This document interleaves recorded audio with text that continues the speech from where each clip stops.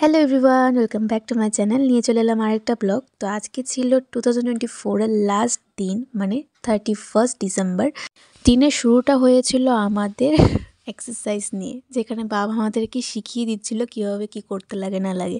তা আমি এখানে বাবা আমাকে টার্গেট দিয়েছিল যে 50 বার যদি উঠবোস করতে পারিস তাহলে তুই যা চাবি তাই দেবো তোকে। তাই আমি তাড়াতাড়ি করে আমার টাস্ক পূরণ করে চলে আসছিলাম। আর এখানে জয় দাঁড়িয়েছিল যে বলছে তুমি কীভাবে তো তাড়াতাড়ি সবটা শেষ করে ফেলেছো। তো তার জন্য আমরা সবাই হাসাহাসি করছিলাম। তো যাই হোক, হাসাহাসি শেষ করে আমার প্রচণ্ড খিদে পেয়ে গিয়েছিল আর অনেক বেলাও হয়ে গিয়েছিল। তো মা আমাকে সাজেস্ট করলো যে ভাত খেয়ে নিতে।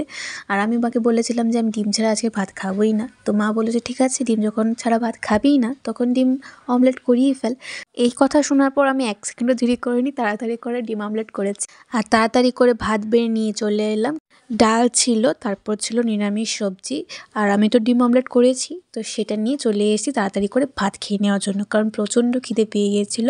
খাওয়া দাওয়া শেষ করার পর এখানে রান্নাঘরে এসে দেখি মা পেঁয়াজ আর আলু চলছিল। সেটা দেখি বুঝে গিয়েছিলাম যে বাবা আজকে মাংস এনেছে। প্রতিবারের মতো আমি আবার ভিডিও করতে চলে এসেছি মামনি মাংস মাখবে যখন তখনই। তো আমাকে মামনি আজকে নতুন একটা ট্রিক শিখিয়ে দিয়েছে, সেটা আমি আজকে তোমাদের সাথেও শেয়ার করছি। জানি তোমরা হয়তো জানবে, তারপর আমি শেয়ার করছি যে হাতের উপরেই সর্ষের তেল মেখে নিলে নাকি মশলাটা মাখার পর হাতটা জ্বলবে না। যদিও মরিচ থাকে মাখার সময়, তো মরিচ দিয়ে মিক্স করতে লাগে, তো সেটা মাখার সময় আমাদের হাতে যদি মরিচ লেগেও যায় তাহলেও আমাদের হাতটা একটুও জ্বলবে না। তো এই ট্রিক্সটা আমার জানা ছিল না, মামনি আজকে আমাকে শিখিয়ে দিয়েছে। তো কারা কারা এই ট্রিক্সটা আগের থেকেই জানতে তারা কিন্তু অবশ্যই কমেন্ট বক্সে কমেন্ট করে জানাবে আমাকে।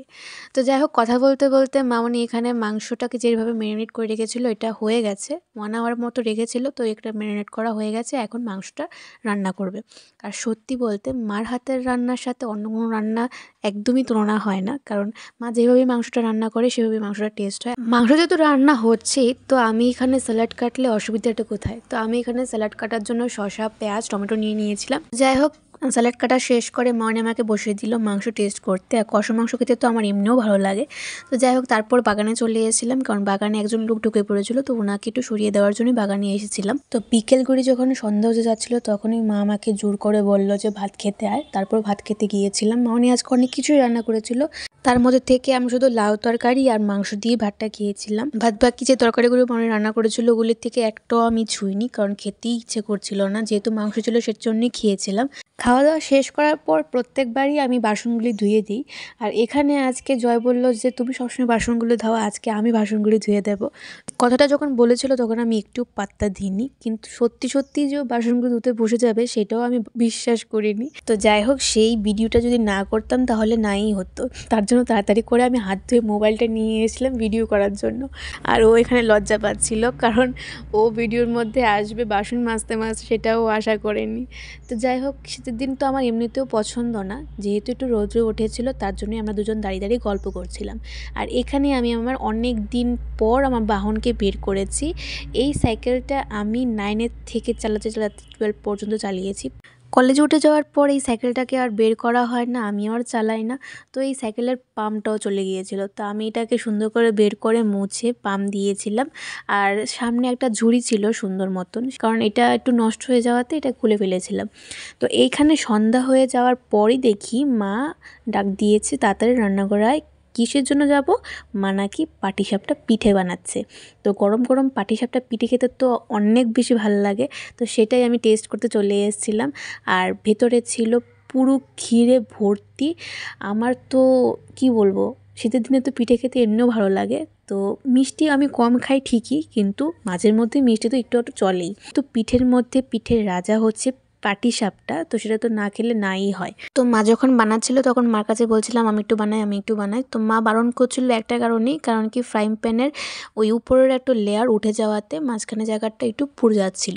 তো তার জন্য মা বলছিল যে তুই পারবি না ঠিকমতো করতে, তুই ছেড়ে দে, আমি আজকে করে ফেলছি, তুই আরেকদিন ফ্রাই প্যান যখন ভালো হয়ে যাবে তখন করে ফেলিস। তো আমি অনেক জিদ ধরার পর মা বলল যে ঠিক আছে, তুই একজন যখন ট্রাই করতে বলছিস তখন তুই ট্রাই কর, অসুবিধা হলে কিন্তু আমি বলতে পারবি না। তো আমি অনেক জেদ করার পর নিজে নিজে করার চেষ্টা করছি, কিন্তু গুল তো হচ্ছিলই না। একা বেঁকা কী হচ্ছিল বলে বোঝাতে পারবো না। জয় এখানে হাসছিল আমাকে দেখে দেখে, কিন্তু প্রথমবারটা যেরকমই হোক না কেন পরের বার থেকে কিন্তু খুব সুন্দর হয়েছিল। ফ্রাইং প্যানের এই মাঝখানের লেয়ারটা যদি ঠিক থাকতো তাহলে প্রত্যেকটা পিঠাই খুব সুন্দর করে হতো, একটু ঝামেলা হতো না। এই জায়গাটা লেগে যাওয়াতে আমি যে এই পিঠে যে গুলাটা দিচ্ছিলাম বারবার ওই জায়গার মধ্যে লেগে যাচ্ছিলো, আর সেগুলো উঠাতে অনেক কষ্ট হচ্ছিলো। তারপরও আমি ট্রাই করেছি যে আমার বেস্ট দিয়ে যাতে এই পুরো জায়গাটা না লাগে। আর আমি যে আজকে তো সুন্দর করে পিঠে বানাবো সেটা আমি 7 জন্মেও আশা করতে পারিনি। কারণ প্রথমত তো মামনির হচ্ছিল না, আর দ্বিতীয়ত মা যে জায়গায় মার হচ্ছিল না সে জায়গায় আমার হবে সেটা আমি কোনোদিনও আশা করিনি।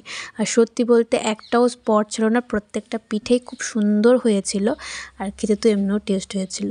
তো তাড়াতাড়ি করে আমি একটার জায়গায় দুটো খেয়েছিলাম, এত টেস্ট হয়েছিল। তো এবার তোমরাই কমেন্ট বক্সে কমেন্ট করে জানাও যে কীরকম হয়েছে। অনেক রাত্র হয়ে যাওয়ার পর বাবা আমাকে বললো তাড়াতাড়ি ভাত খেতে চলে আয়। তো বিকেলবেলা তো তোমাদের সাথে আমি শেয়ার করতে পারিনি মামনি কী রান্না করেছিল, তো এখন শেয়ার করছি। প্রথমে ছিল ডিম পেঁয়াজি, তারপর ছিল মাংস, এখানে হচ্ছে ট্যাংরা মাছ আলু টমেটো দিয়ে ঝোল করেছে, আর হচ্ছে লাউ দিয়ে ডাল করেছিল। 31 ডিসেম্বরে সবাই পিকনিক করে, যেহেতু আমরা পিকনিক করিনি, বাড়িতে বসেই সবাই খেয়েছিলাম। তো অনেক কিছু মামনি রান্না করেছিল। তো বাবা আজকে বাজার থেকে আসার সময় কেক নিয়ে এসেছিলো, ঠিক 12টার সময় কেক কাটবো বলে। তো আমি বলিনি, বাবা নিজের থেকেই নিয়ে এসছে কেক। আর বাবা তো পেস্ট্রি কেক এমনি পছন্দ করে না, আর এমনিতেই বেকারি কেক নিয়ে এসেছিলো। আর সত্যি বলতে কেকটা অনেক টেস্ট ছিল। তো আমরা এখন কেক কাটছিলাম আর অনেক মজা হচ্ছিল। তো যাই হোক, নতুন বছরে সবাইকে অনেক অনেক শুভেচ্ছা, অনেক অনেক ভালোবাসা। সবাই অনেক ভালো থাকো, সবাই অনেক সুস্থ থাকো, সবাইকে হ্যাপি নিউ ইয়ার। তো চলো একে একে সবাইকে কেক খাইয়ে দিচ্ছিলাম আমি। প্রথমেই বাবাকে খাইয়ে দিচ্ছিলাম আর বাবাই আমাদেরকে ভিডিও করে দিচ্ছিল। তারপর একে একে মামনি আর জয়কে খাইয়ে দেওয়ার পর একটা বড় পিস আমি নিজে খেয়ে নিয়েছিলাম। আর সত্যি বলতে কেকটা অনেক টেস্ট ছিল, পেস্ট্রি কেকের থেকে অনেক বেশি টেস্ট ছিল। তো সেটাকে এখন আমরা ফ্রিজে রাখতে গিয়েছিলাম। আর সত্যি বলতে গাইজ, বাইরে বের হয়ে দেখি এত ঠান্ডা, আমরা পুরো কেঁপে যাচ্ছিলাম। তো যাই হোক, আজকের এই ব্লগটা ততটুকুই। দেখা হচ্ছে তোমাদের সাথে নতুন বছরের নতুন ব্লগ নিয়ে। টাটা।